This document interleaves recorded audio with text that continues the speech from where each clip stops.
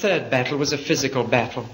The church never used physical force to establish the gospel in the first 4 centuries. The Inquisition was to come later. In the first 4 centuries, they never used any other force but love to win people for the Lord. But physical force was used against them again and again. Now, why did the Christians suffer so much?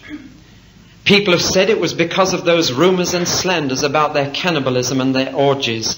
People have said it was because they wouldn't join in the social customs of idolatry and the games in the circuses of Rome. People said it was because they were so intolerant of other religions. People says it's because they were a secret society and were a threat to internal security of the empire. I want to say it was none of those things. Do you want to know why the Christians suffered so much? I will tell you. Do you want to know why Pastor Wurmbrand has suffered so much? I will tell you.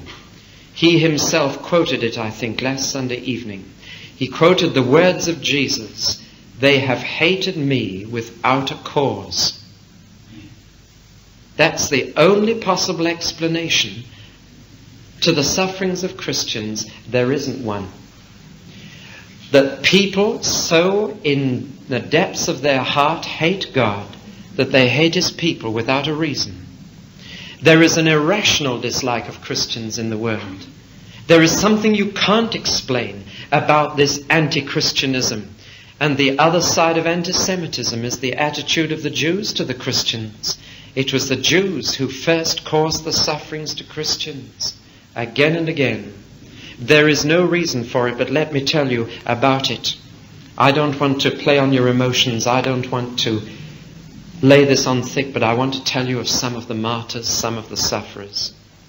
It began in the days of Nero in the year 64 AD. And one day, a few years ago, I stood in the ruins of the gardens of the palace of Nero. I'll show it to you in the hall. Beautiful gardens with flowers, but I knew that that soil was drenched with blood. One day, the mad Emperor Nero, in his ambition to rebuild Rome as a metropolis, had the city set on fire, so history supposes. And 14 out of 17 districts were razed to the ground and hundreds were burned to death. And the mad emperor is said to have fiddled while Rome burned. But when he began to be blamed for it, he looked round for a scapegoat and he said, the Christians did it. The Christians did it. And we'll arrest them and punish them. And punish them he did.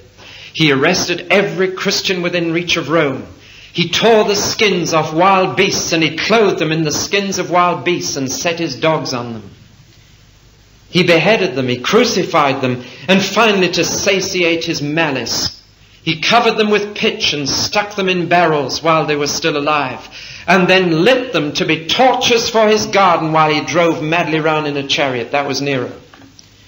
And that sparked off the sufferings of the Christians, and between then and 300 AD, they suffered 10 periods of the most frightful persecution that the church has ever known. I've got a little old book here I picked up on a barrow somewhere. It used to be compulsory Sunday reading for Christians. It's called Fox's Book of Martyrs. You ought to read this sometime. It shows, until the date it was written, some many years ago now, that there hasn't been a period of 10 years without Christians suffering martyrdom. And there still isn't.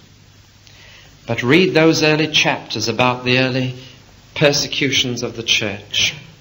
The next great persecution was about the year 100 AD. And one of the men to suffer in that persecution was a man called John, the last of the 12 apostles. And he was sent to the salt mines. He was sent to the little island of Patmos in the Aegean Sea and chained to the wall of his prison. And out of that prison cell came the book of Revelation, as Pilgrim's Progress was later to come out of Bedford jail. You can lock people in, but as Paul said from prison, as I read earlier, I may be in chains, but the word of God is not bound.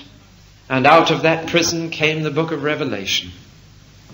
In the year 110 AD, a new governor took up residence in Asia Minor, his name Pliny. And when he got there, he was astonished to see that the temples were deserted and the idolatrous shrines had no business. And he said, what's gone wrong? These are the gods of our great Roman Empire. Why does nobody come? And they said, the Christians. There are too many of them. He said, Christians? That's superstitious people? Arrest them. And he arrested them. And he asked people to tell him who they were, and everyone who was betrayed was arrested and put to death. But finally Pliny got so puzzled, first by the quantity of Christians, they just kept coming, and secondly by the quality of their lives, that he said, I must find out more about these people. And one day he sent a spy into one of their early morning services, and the spy came back and reported to Pliny.